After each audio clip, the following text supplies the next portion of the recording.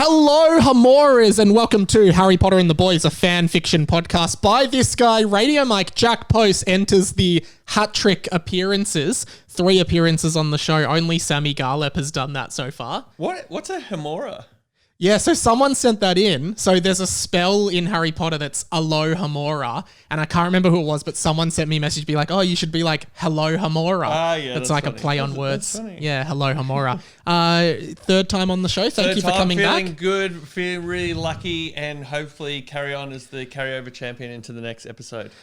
You were... Harry Potter's third time was Prisoner of Azkaban. What do you think you're going to offer to this? Like, is it Jack Post and the disappointing third entry, or Jack Post and the, amazing third entry? Well, what do as you I think? said to you on the last time I was here, I had just watched all 8 movies. Yes. And Prisoner of Azkaban is actually my least favourite because of the time travel stuff. Right, yeah. I don't muck around with time travel too much because you're going to get it wrong. You must have hated The Cursed Child when you saw it then. Was that the stage play? Yeah. Yeah, way too much time travel. Yeah. Yeah, and I hated it just because it was so long. Yeah, Jack actually told me that when he saw The Cursed Child, like, was it by the second, there's 4 acts over 2 nights. By the second act, you were like, I hope this is finished soon. I mean, it's great. What a spectacle. The production values are huge and it's a great performance. But when you're sitting in the second part, just you sat down again for the second part, you've already spent an hour and a half in the first part, or more, 2 hours maybe. Yeah. You had your intermission, you're like, wow, I'm not even close to halfway through here. Yeah, and in the context of the play, you're like, oh my God, they're still in 1992. How are we ever going to finish this? Bit of that? Well, just a bit like a friend of mine saw it last weekend and he said, what would you say about like... Who was the friend out of interest? Frank, he's my personal trainer. Hello, Oh, Frank. cool. There you go. He took his girlfriend. She's a big Harry Potter fan. Yeah. Very excited to see it. I said, Frank, treat it as an endurance challenge.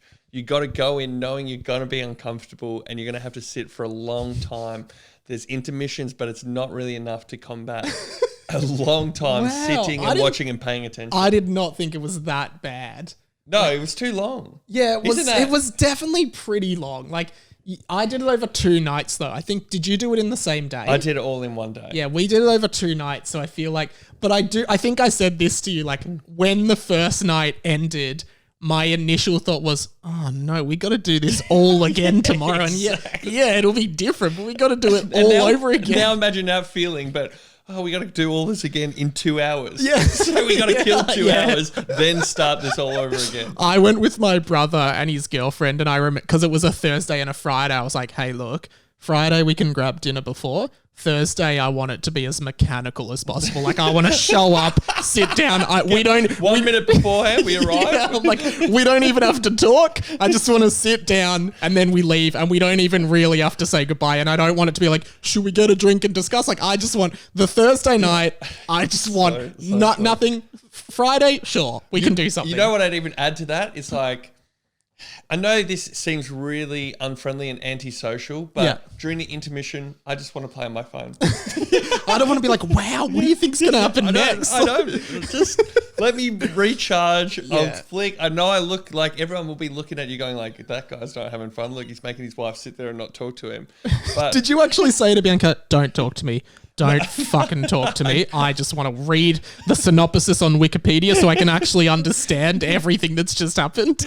No, I didn't. But I sometimes have dinner with, not even just Bianca, dinner or lunch with anybody.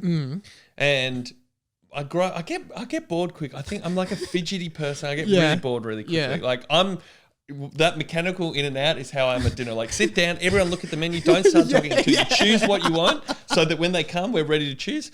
Don't order a drink, order your drink and your meal. Yeah. And then eat quickly and it's done. We're done. Yeah, we go home. We sit down again. So sometimes I actually wish I could say, and I hate watching couples in a restaurant or a cafe playing on their phones because like, oh, what a sad world, you playing on your phones next to each other. But sometimes I actually feel like, man, I could just play on my phone now and I would be happy.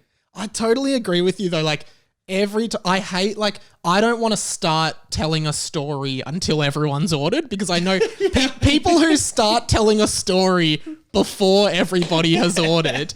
I'm just like, no, we need to order. If you start this story, we're going to order in 20 minutes. We need to be ordering now so we can leave quicker. Yeah. And not only that, you're distracting everybody from looking at the menus. So now they're going to interrupt you. No one's going to be ready. Yeah, the waiter's going to be like, oh, you guys ready? And so like, oh, no, we've been bloody chatting. We haven't even looked yet. It's always like that.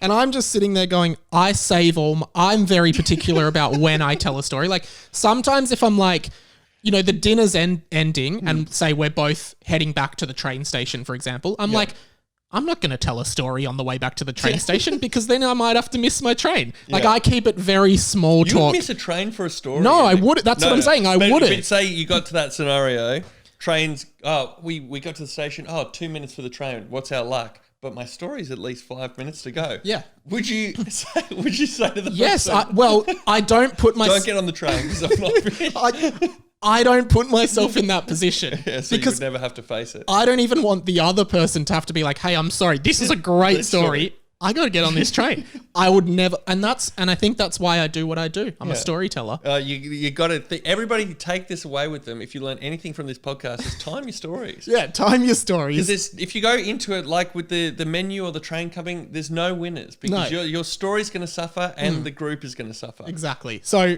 since you last appeared and last time you brought a song, I assume there's no song this time. There's no song this time. Well, there you go, guys. Turn off now if that's what you were waiting for. We do have a new segment. Great. Show. Last time, I think, did you play Potter or Notter? Yeah, you were the first person to play Potter or Notter where I read a thing. Oh, yeah, I did. And you complained that there was only one. So then we started doing 3. I thought there was going to be multiple. Yeah. Okay. Now, the last guest on the show was Dilruk Jayasinha, who you know as well. And I actually had prepared this segment for him, but we actually just talked so much that I forgot about it. So I'm just going to use it on you if that's cool. Sure. This segment is called... Finito quote Tronum. So it's Finito quote Tronum. So finish the quote. Finish the quote, yes. Finito quote Tronum, which I guess, it's a play on Expecto Patronum, but Finito quote Tronum. So what I'm going to do, Jack, is I'm going to play you a series of like the starts of quotes from Harry Potter. I'm going to play them off my phone. That's why I'm taking my phone out. And then you have to Wow, I'm going to be so bad at you this. have to, well, I thought it was because you've just finished reading watching all the movies. You might remember so like 2 months ago when it was here at Christmas. All right, well, listen closely. For the listeners, it'll be really loud. For us, it's coming out of those headphones over there. Yeah, so sure. Just listen closely. Jack Post, could you please finito this quote Tronum? Sunshine, daisies, buttermellow. I don't want to meet a fellow. I couldn't even tell you who that character is. Is that Dobby? Okay, so the quote was Sunshine Daisies Buttermellow. It's Ron Weasley. That was Ron? From the first movie, wow. Yes. So you're incorrect, but here is the correct answer to that quote, Tronum. Turn this stupid fat rat yellow. On the train. Yeah. Sunshine Daisy Buttermellow, turn this stupid fat rat yellow. That was a spell. That makes way more sense. I pictured somebody walking through a meadow. No, but it's also funny because, like, don't you reckon you would have seen this in Harry Potter? Like, the spells are like Alohomora, Wingardium Leviosa, and then there's just this spell that's like... Roses are red, violets are blue. Yeah, pretty much. Like, how random's that? Anyway...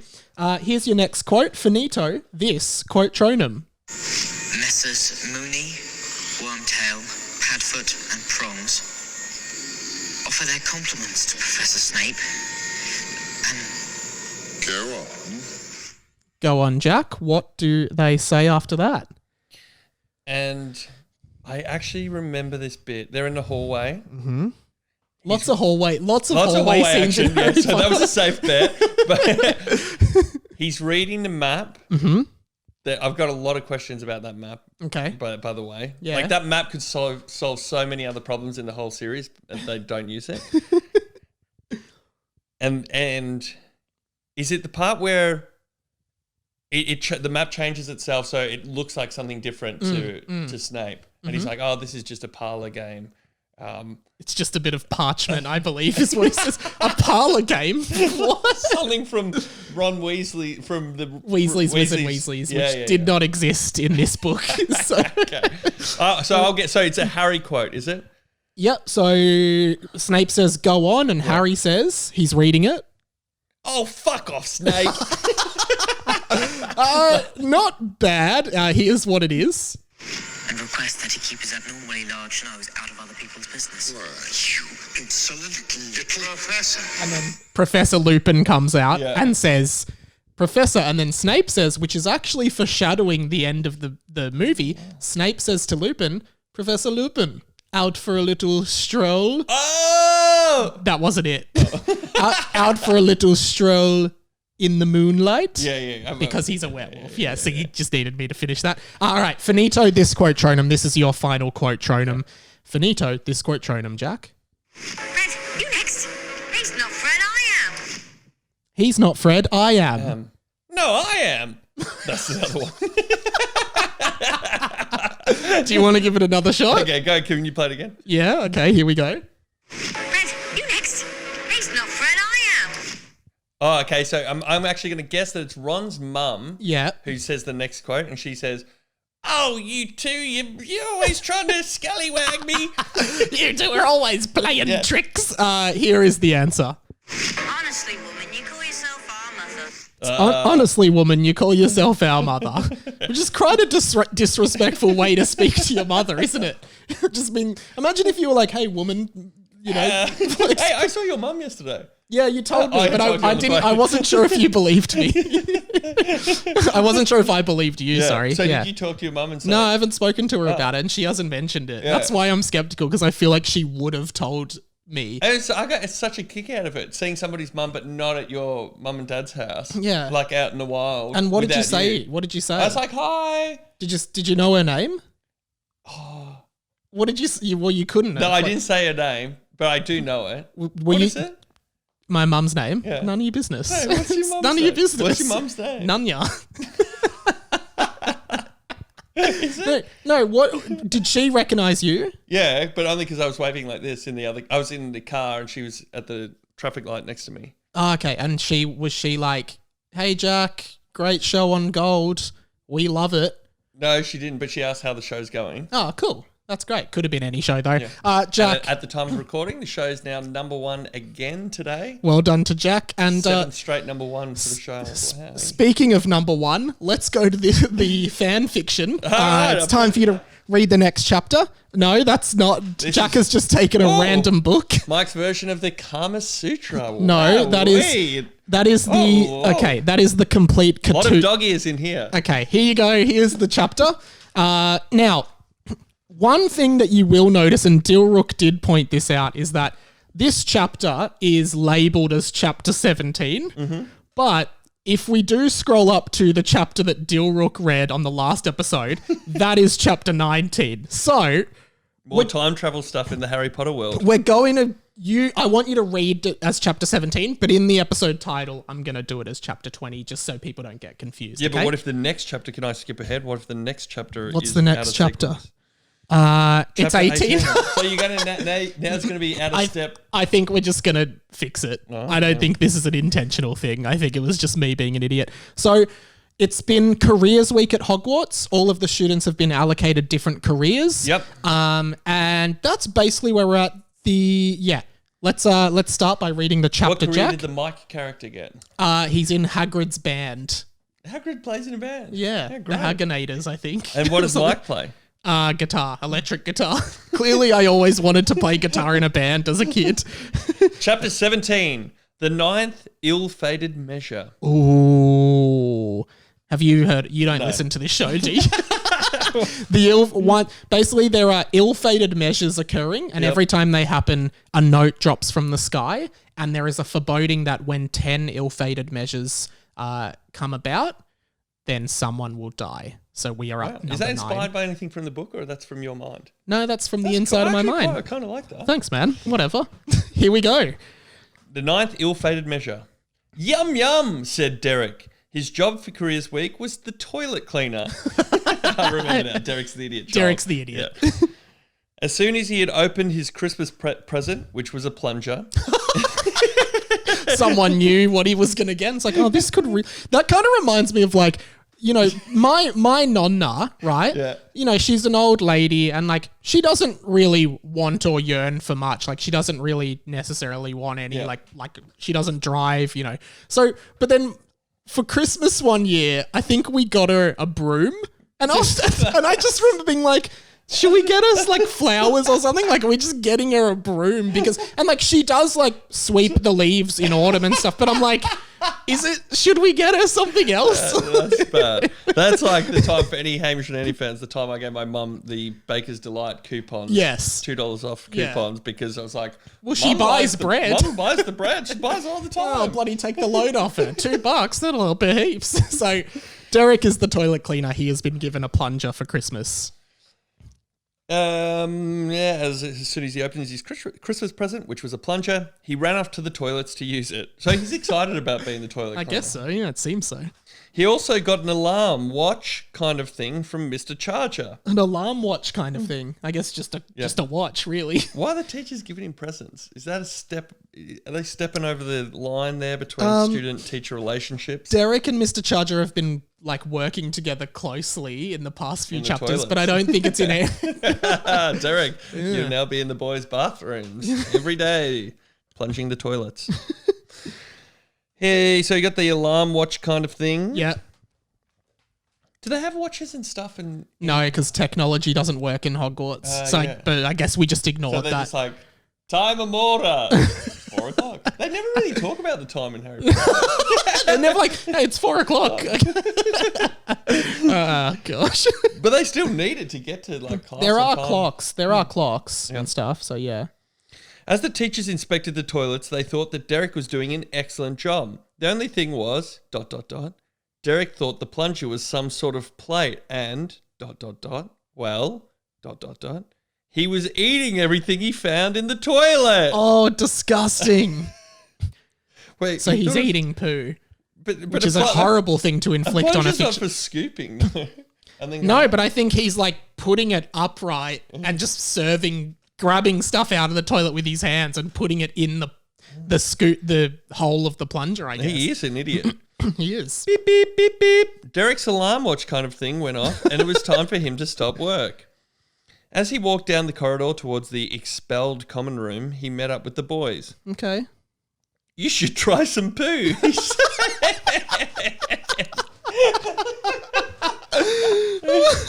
You should try some poo. It's got an exclamation mark on the end. He said. The boys walked into the bathroom and on the wall, written in poo, was Derek was here. Ew. Was is spelled W-O-Z. So it's weird because like he thinks it's food. Weird because he's eating poo. But he's also using it as a graffiti like kind of thing. I guess people could like write in source or something. It's sort of like the Chamber of Secrets has been opened, but he's just writing Derek was here and not in blood, in poo, which is super weird. Ew, I'm going to be sick, said Luke as he ran into one of the cubicles. Assuming he's going to vomit in there. Yeah. Yeah. Or read some That's a poo. bit of, show don't tell from the author. Don't say he went to vomit in the cubicle. You don't have to say every single You don't thing. know. You assume that he's vomiting. The boys left the room and walked down the corridor. They had a special feast for only Gryffindors and Hermione promised there would be good food. She lied. Okay, so wait, all the toilet... I the poo promise there'll be good food. And then there's no good food. So the poo stuff is over without another word. I guess so. Derek ate poo. I think it's just an insight into Derek's character. Like, just a character profile. Yet the boys all went to the bathroom in case they did want to eat poo, but then they decided they didn't. It's like, you should try some poo. Well, we might as well. can't. We'll check it out. We can all go and we don't have to eat the poo if we don't want to when we get there. It's like, yeah, I mean, a friend could be like, hey, come check out this restaurant. It's not for everyone. Like, the food's a bit spicy, but try it. Yeah, okay. Now that I'm here, you know what? It does look a bit spicy for me. I think I might. So Hermione said there would be good food at the special feast, and she lied. All the teachers were at the feast, even Mr. Charger. Which is weird because it's a Gryffindor feast. So you'd assume that all the other students are currently unsupervised at Hogwarts if all the teachers are at this Gryffindor event. Are teachers aren't house aligned, are they? Yeah, well, in the book, so Professor McGonagall is the head of Gryffindor. Oh, of course. Snape is Snape head of is the Slytherin. Yeah, of course. Professor Sprout is Hufflepuff. No, yeah, Professor Sprout's Hufflepuff. Professor Flitwick is Ravenclaw, or possibly the other way round. Someone will correct me. Mr. Charger was there. He stared at the boys with his evil stare. Oh, I forgot Mr. Charger's the bad guy. Yes. Yeah. He stared at the boys with his evil stare. The boys ate and went down to the common room to do some Christmas eating. A lot of, Wait, so they went to a feast. And then the boys are just, they must just be so hungry that's why they considered going to eat the poo. Yeah. And usually, like, you'd have a scene like them going to the special feast if something was going to happen, not just like, and we went to the feast and then we went down to the common room. Yeah. At about 2:30 in the afternoon, There you go, time. Time being mentioned in the yeah, books. of Yeah, course. there we go. At about 2:30 in the afternoon, Tim Mirth came into the Gryffindor common room. Now, do we know Tim already? He's the Quidditch captain for Gryffindor. He's a 7th year. Tim Mirth came into the Gryffindor common room. Where are you? Where were you? He yelled. Quidditch has already started and the expelled is up 50-0. So he's left the game. So what we can only deduce here is that, there is a game of Quidditch currently happening. Yep. Only Timothy Mirth showed up. Because all the boys are on the team, aren't they? Yeah, and the expelled team, who they're versing, would only be Derek, because he's the only person in expelled. So we assume that maybe after they went to the bathrooms, Derek left the bathroom to go to the Quidditch match. He's just shooting goals. Tim's trying to block them. He can't. Still, even if it's 1-on-1, Tim is doing terribly. Pretty bad. And then the boys have just forgotten. So Tim's actually left the field to be like, guys, there's actually a match. We need to get to the Quidditch pitch now. So they play for Gryffindor? Yeah, they all play for Gryffindor. So nobody at the special feast for Gryffindor thought to go, hey, there's a game on today. And the whole team's here. Yeah, and we're all here. Shouldn't we be supporting it, or at least know that it's on? Tim is yelling at the boys, and the boys had completely forgotten that today was the Quidditch match between Gryffindor and Expelled.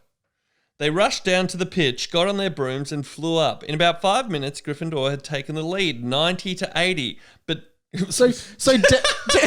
Derek had a completely open field. Yeah. No one was opposing him, and he only managed to get 3 more goals in that time. And then within 5 minutes, the boys had gotten 9 goals. Like, let's use a real world analogy, like in a game of AFL, like, I don't know, we both go for Essendon. Yeah. Collingwood versus Essendon. Big Anzac Day match, say. Yeah. Essendon's coach has put on a special feast down at the club. And all down at Windy Hill. Yeah, at Windy Hill. Everybody's there. Yeah. Coaches, assistant coaches, players, subs, Meanwhile, juniors. During the off-season, Collingwood traded badly and they only have one player, Scott Pendlebury. Okay, sure. Whoever that is. So, well, he's like the most famous Collingwood player. Yeah. He's broke the record for most games ever played at the MCG for anybody. Oh, thanks, Eddie Maguire. Eddie Maguire was the president of Collingwood. Now he knows a lot about Collingwood. He's been the captain for like 10 years. Sure. So Scott Pendlebury's on the field, but he's playing, let's say he's playing, Tim Mirth is like the senior guy. So he's playing Dyson Heppel, who's the captain of Essendon. Mm-hmm. Dyson's like, where the hell are the boys? This should have been a run over. Scott's only one player. We've known coming into this game that Collingwood only have one player on their team. Yeah. And now I'm down 50-0. Which in AFL is probably a bigger gap than 50-0 in Quidditch, to be fair. But still, Dyson should have put some more score on the board. But let's say they got 5 goals, which is 30-0. Right. That's a better analogy. So Dyson's like, this is tragic. Obviously, I'm not a one-on-one player. Yeah. I got to get my ass back up to Windy Hill and see where the team's at. And all the Essendon supporters are at Windy Hill, right? Yeah. So even if he's timed it at halftime, so they get, I don't know if they did have halftime in Quidditch or I is don't it just think free so. ball? It's just a non-stop game. But like, even if he times it at halftime, so he gets a half-hour head start from the MCG out to Windy Hills, half an hour, and he's got to have the conversation with the guys and come back. So you would think that Scott Pendlebury had close to 45 minutes on the ground alone. Where he can just stand in front of the goal, like not even in like at the 50 line. He can stand point blank in front of the goal. He managed to get 5 goals when he had an opponent, and now he's got none. And he gets 3. He gets 3, but like he could have gotten 100. And then is it Dyson Hempel or something? Dyson Heppel gets to Windy Hill, is like, guys, we've got a match. And then everyone's like, oh my God, shit, what? We completely forgot the game was today. It was like, the CEO's up there, the coach is like, thank you for sitting down to this special feast. Oh my God. And then James Brayshaw is just commentating the game. And he's just like, every time Scott Pendlebury gets a goal, he's just like, oh! Now, James Brayshaw is a AFL commentator here in Australia who often just goes, oh, pig! He's got another one! Pendlebury's got another one! They left their 51 open!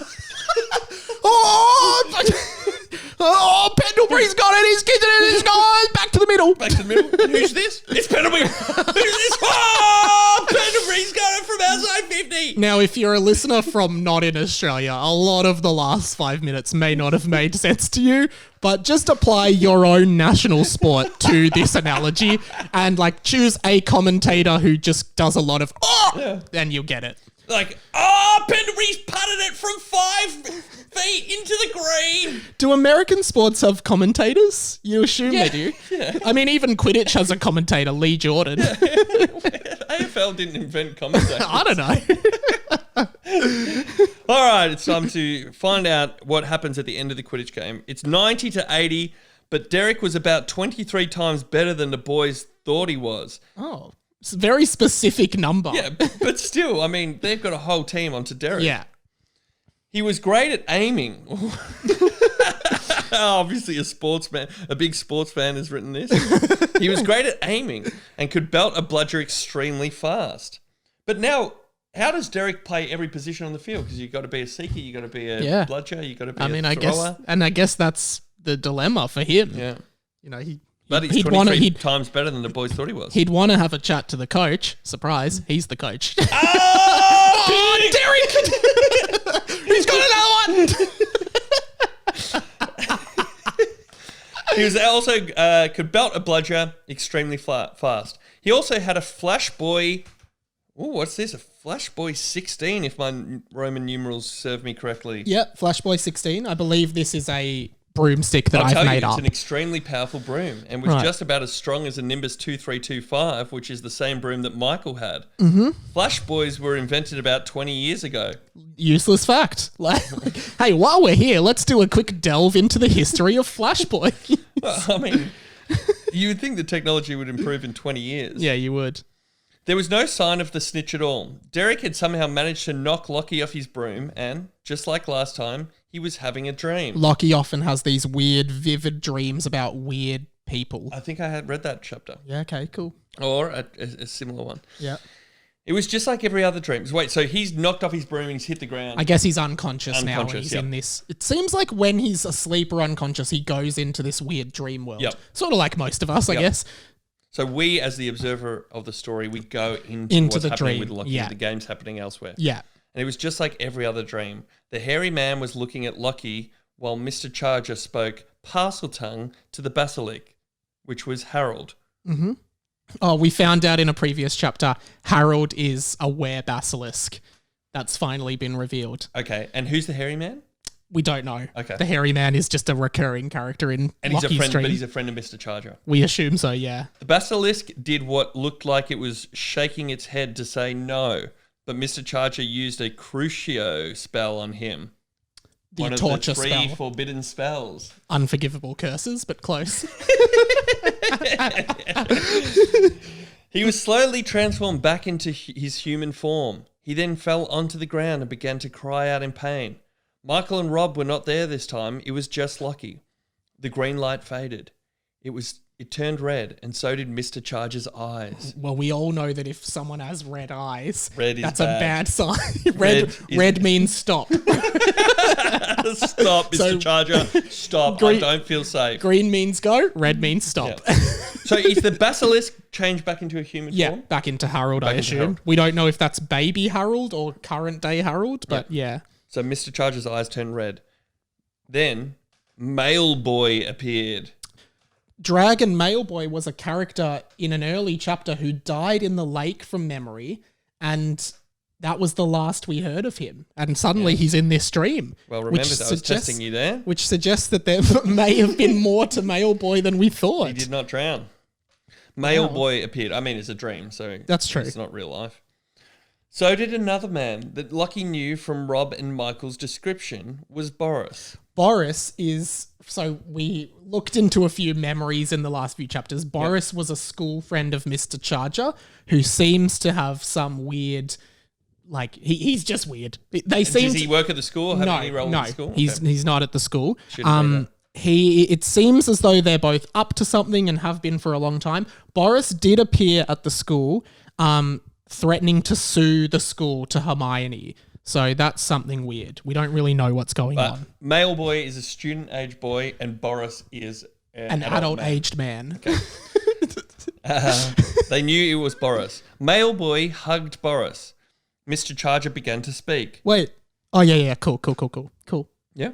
Yep. I'll do... Male Boy hugged Boris. Weird. Mr. Charger began to speak. Do not touch your father, Dragon Male Boy. Oh, Bill! Male Boy's got it!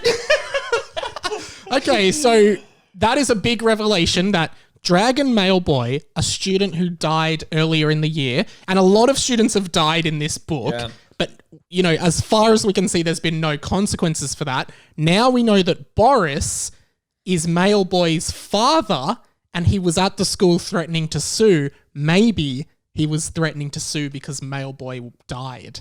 Great. That is a... So is Male Boy meant to be like a Malfoy... Yeah, Male Boy, Malfoy. Dragon. Someone thought it was Dragon Malboy as in Jessica Malboy, but it's not. It's Male Boy as in male, like a male, yeah. No, like it's like written like mail, like you would send mail in a post. like a male boy. Do not touch your father. Do not touch your father, Dragon Male Boy. You are unworthy. Oh, Pendles. Leave him alone, Winston, said Boris. Winston's Mr. Charger's first name. Charger. Leave him alone, Winston, said Boris. Be quiet, mailman. Oh, so Male Boy's father's name is Mailman. Which raises a lot of questions because you would assume that if Male Boy is Dragon Male Boy's surname, so you would think that his dad would be Boris Male Boy, but it seems like his name is Boris Mailman. So maybe their surname just works differently. It's a magic surname. Yeah. So first, Mr. Charger says, "Do not touch your father. You are unworthy." Yeah, making it seem like Boris Mailman is of really high esteem. Yeah. But then Mr. Charger just goes, "Be quiet, mailman," and condescends him. So yeah, the power structure. It does seem like Mr. Charger is the So the hierarchy calling is Charger, the shots. Boris, Mailboy. Yeah. Charger, Mailman, Mailboy. Yeah. Be quiet, mailman. The child can hear us. Michael knew that Boris Mailman was Dragon Mailboy's father. Now, we already figured that out. Yeah. But if you didn't, the author does spell it out to you. Also, and Michael's not even in the scene. One, this is a dream. Two, Michael is not in the dream, but he knows this. It was specifically said that he was not in the dream, but apparently he knows. Well, Michael knows this. We assume he's playing Quidditch still, but does he have this thing? Oh, now I get it. Boris Mailman was Dragon Mailboy's father. Then a green light zoomed towards Lockie's face. Boom! We can only assume the green light is Avada Kedavra because that's Oh, I was going to say green is go. No, so Avada Kedavra is an emerald coloured spell. Yeah. What does it do? Not to be kills people. Not to be confused with the Lord song of the same name, Green Light. I'm waiting for it. That green light. I want it. Also a Jonas Brothers song. Yeah. Less known. Probably less known, yeah. Yeah. Both great songs though. So boom! Sorry. I was just going to say so boom. Boom. It was a bludger and Derek had hit it straight into Lockie's face. His nose was clearly broken. So Lockie is unconscious on the ground of the Quidditch pitch and Derek goes, oh, great, I'll knock him out. Smacks a bludger into his face. It shows you the kind of person that Derek is. Yeah, but I don't know if this is inspired by malice or stupidity. No, it's malice. Okay, well, thanks. Shit eater, Derek. We know he eats shit. Wow. During Lockie's dream, Michael had managed to find the snitch. Okay. Yeah. So there's yes. So the He dream breaks is Lockie. over. We don't know if that was a glimpse into something real. We really don't know. No one seems to react to the broken face, but we're just going now back to Lockie on the ground, I assume. During Lockie's dream, Michael had managed to find the snitch. He was chasing it and was closely followed by Derek. The snitch was flying dangerously fast. Michael's Nimbus 2325 and Derek's Flashboy 16 couldn't even catch up with it. Cool. The snitch flew into Rob's beta bat. He hit it, thinking it was a bludger. Well, Seems like a difficult thing to confuse. even I know You that know- a bludger's a big old ball, Yeah, I mean, dark, and the golden snitch has wings. you've and basically small. got like a soccer ball sized ball and a ping pong ball sized ball. Like it would actually be hard to purposely hit the snitch with the beater's bat, right? It's like, to go back to a sporting analogy Yeah. again, it's like a soccer ball Yeah. is the bludger, and all soccer players would probably know what the soccer ball looks like. Then an unruly fan has thrown a tomato on the field It's like, in protest, and Ronaldo's gone like, I think that's the ball. Kicks and it up, headers it into the goal, starts celebrating with like the and he's got right? tomato in his face. And he's like, ah. Yeah, and then the ref's like, no, that's a that's a tomato. tomato. That's the soccer ball's over there. Oh, sorry guys, confused it. What's happening here? Oh yeah, Rob hit the snitch off his bludger bat and it started to fly towards Sam. It hit him in the head with such force that he fell off his broom. It continued on its rampage and flew towards Rob again. This time, Rob missed it and was knocked out cold. It flew to Tom next, and the next thing he knew, he was falling off his broom. Okay, we got a lot of men down at the moment. Assuming Lockie's still on the ground. we started with 0 men, so it's like we're still up from where we started, to be fair. Then it turned to Luke. Luke began to fly as fast as possible, but the snitch hit him in the head. It then rebounded off his head and into Derek's mouth. Okay. Derek farted and out came the snitch, which landed straight into Michael's hands. Within 1 second of swallowing the snitch, it's gone through his entire digestive system and he's specifically farted it out, right? I would call that more of a poo. It's a magic snitch. So he's farted it out straight into Michael's hands, which means Michael had the foresaw the snitch coming for Derek's mouth and he's gone, I gotta cut my hands under his bum. Also, is Derek wearing pants? Because like it would still be in his undies, right? Unless he's just flying around. Yeah. Maybe it helps or with Michael's aerodynamics. put his hands down his pants and cupped in a under the legal bum move hole. in Quidditch and gone, I'm cupping just for the catch of the snitch. And how do you think James Brayshaw would respond? Oh, big! He's got the hands down the pants. It's a fucking legal move. Play of the day! Takes it home! Whoa, they're going to be talking about that one on the news! Oh, he's done it! Let's have a look at that on the Harvey Norman replay. Oh, Triple M rocks Quidditch! Oh, this. So in Triple M, which is a sports radio station. So far gone. You don't have to. To people who don't know, it doesn't matter. No, I want to explain it because it's funny. Like in Triple M, a sports radio station, when they go to an ad break in the footy broadcast, they'll go, usually it's like, oh, for McDonald's, Triple M rocks footy. But I think if in a Quidditch, it'd be like, oh, for Weasley's Wizard Weezers, Triple M rocks Quidditch. Hit the break.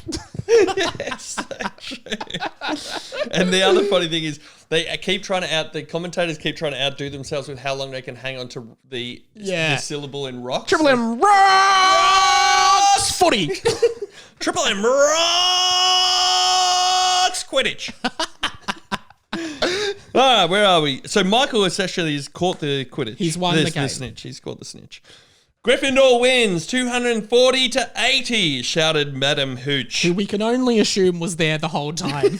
I didn't think to call. I guess they don't have phones. All right, guys, no one's here. Derek, you starting, I guess. Hey, We're is there starting. any they don't have phones, obviously, so No. they can't text an instant message. Ah. Is there any send a message to Dumbledore? No, owl. Got to get an owl. Some things they The Muggles are win doing again. worse. The final scores of the Quidditch tournament were Gryffindor 258, Slytherin 8, Ravenclaw 10, Hufflepuff 2, expelled 98. Okay. What's I don't know. Let's just continue. Like, I'm confused. Michael quickly high-fived Timothy Marsh. And I believe it was Timothy Mirth or Tim Mirth. It's now Timothy Marsh. So he also could be another character. It could be another. he has a magic surname. It changes depending on where he's at. Michael quickly high-fived Timothy Marsh as he took the trophy, and then he rushed to the hospital wing. Everyone was already healed. Nice. As the boys walked down to the Great Hall to see something that wouldn't change their lives forever. Okay. That wouldn't change their lives forever. Okay, cool. Hagrid's band. And I guess this like is a poster? a sign or a poster in the Great Hall, yeah. Hagrid's band, the Haganators. Hagrid will be singing. Michael will be playing guitar. Tom will be the drummer. Now, a band would never do, like, Tom DeLonge's band, Blink-182. Tom will be playing guitar and singing. Mark will be playing bass and singing. Travis will be on the drums. Dude, it's so funny that you just mentioned that. Tom DeLonge actually put up a post on Instagram this week of an old Blink-182 poster of when they were just called Blink, and it said Blink. And I remember it because I was like, why do they bother going to this effort? Yeah. Blink, Tom DeLonge, guitar, Mark Hoppers, bass, Scott Rayner, drums. So pretty much did that. Well, it's really weird. I wonder if this was inspired by that. Come and support the Haganators tonight at 8 p.m. Your name must be on the list of cool people to come. This list was made by Tom and Michael. Which I don't think it was. And also, it's like, hey, come one, come all. Everyone come down, support the band, but you have to be on this list to come. And reading ahead, I can see the list only has 3 people's names on it. And the names are Dragon Mail Boy, but he's dead. But he was in the dream as well, so something's going on there. Mr. Charger. Ooh, but he's a teacher. Derek Derrickson. Ooh. Hey, said Rob, why aren't we on this list? Yeah, said Sam. We didn't write this list, said Tom. Yeah, Hagrid did, said Michael. So you boys ready for the show? Oh, wait, according to this list, you can't come. Ha, said Hagrid, who appeared out of nowhere. Now, it has been written as, according to this list, you can't come. That's how it's spelled. No, that's fine, that's fine. It's Hagrid, yeah. Hagrid appeared out of nowhere. So, but Hagrid is meant to be their friend, right? So something's done. Well, I mean, I guess so, but Hagrid is like, the last time we saw Hagrid, they went down to his hut and they were like, hey, Hagrid, and he was like, you better go to potions now. And then just that's my chapter. Sent them off. So, Hagrid, but they're in the band. I can't believe you wouldn't invite us, yells Rob. Come on, Sam, let's go. But before they could leave, a note fell from the sky. The 9th ill-fated measure, legame rotto. Sounds what like does a that pasta. mean? It does sound like a pasta. Also, there's an E before that, and all of the ill-fated measures have had a letter, and they're spelling. So far, it's RONWEASLE. So we assume it's Ron Weasley, but could be Ron Weasley. I love the depth of this book. Yeah, there's a lot going on. So yeah. So the ill-fated measure says legame rotto. Legame rotto? What does that mean? Asked Michael. Don't know, don't care, said Rob. Rob has a very flippant attitude to a lot of stuff that happens in the book. He was winchy little puny guy before when he was like, oh, we're not on the list, Sam, let's go. Yeah. Oh, I don't care about this. Rob says he doesn't care, but this could be important, yelled Michael as Rob and Sam walked away. As Rob and Sam walked away, but Tom and Michael knew that they wouldn't be talking to them for a few more chapters. Oh, Harry and Ron had a fight. They probably wouldn't talk till at least chapter 15. So that was an interesting chapter. I feel like, do we want to translate legame rotto, which does sound like Italian? Yeah. What do you mean translate it?